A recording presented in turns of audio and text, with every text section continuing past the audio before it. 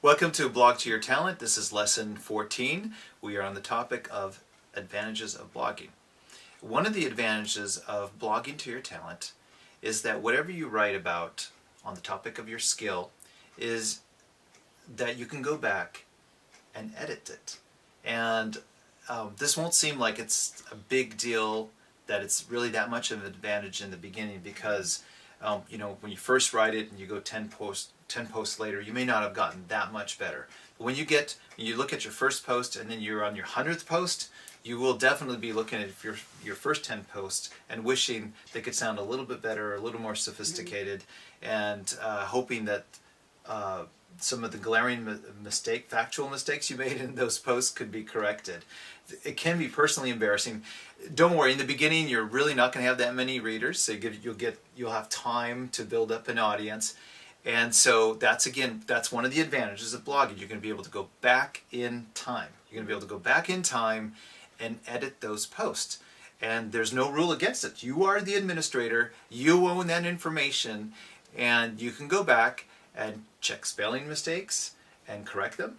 You can maybe you put the name of an expert wrong. Maybe you called him John Smith when really his name was Richard Smith. Richard Smith. You can go back and do that and save face or just actually enhance it.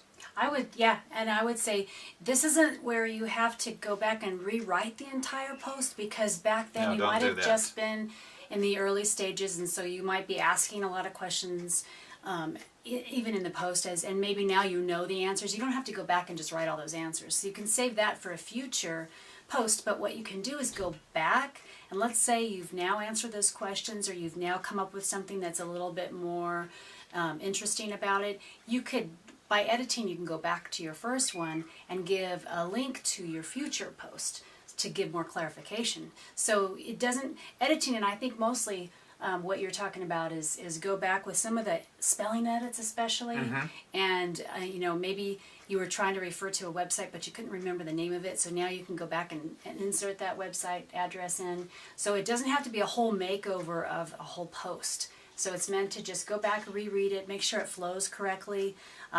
Maybe you want to add a little more of your personality into it, and you can do little things like that.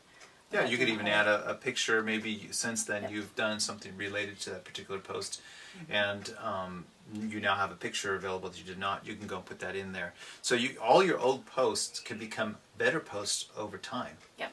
And that's exciting. You can't do that with old essays. You can't. All the old information that you sent in a printed copy or by email, you can't get them back. They're just stuck there forever. But with the blog post, they can always become better. Yep. It's really exciting. So in this exercise, in the exercise for this lesson, what I want you to do is find one of the posts that you wrote in a previous lesson, and I want you to edit it to make it sound better. And a good tip for doing that is you find a relative or a friend and have them read it out loud to you, or ask them for some suggestions, and you will easily find ways to improve it. Reading it out loud, by the way, is probably the fastest, quickest way to do that. Once you read it out loud, and if there's any glaring mistake, it'll really pop out. So, happy talent journey.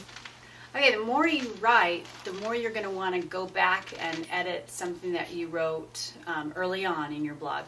So Nicholas has done this, and I just asked him a minute ago about that, and it was good. I like his answer. So when was the last time you edited one of your posts? About last week.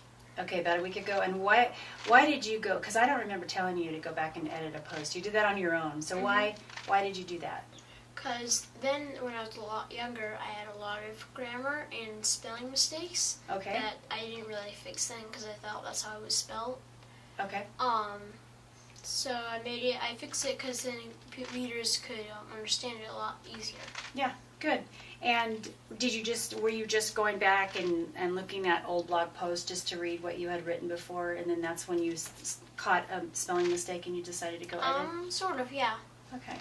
All right, good. So it's really important to go back every now and then, just go back and look at some of your work and edit. And if you have a link in your blog post and you want to make sure it still works, click that, because you never want to have to send somebody to a page that is what's called a 404, right? Okay, a 404, because that means that it's just a dead web page, and you're sending them somewhere that doesn't exist. So every now and then you can go check your links and update. As you get older, you want to go back to your About Me page and put the age that you are currently. And our kids have had to do that quite a bit. I think this past summer we had a few doing that. So it's important to edit and spend some time doing that too.